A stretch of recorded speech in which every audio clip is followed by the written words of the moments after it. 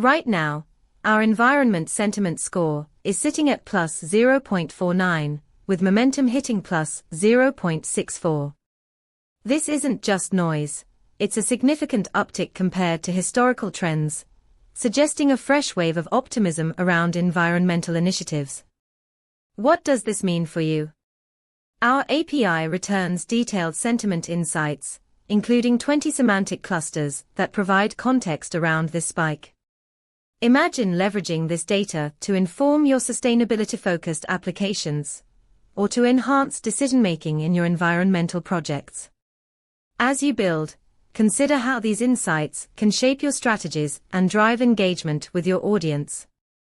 Dive deeper into this data and see how you can apply it in your projects.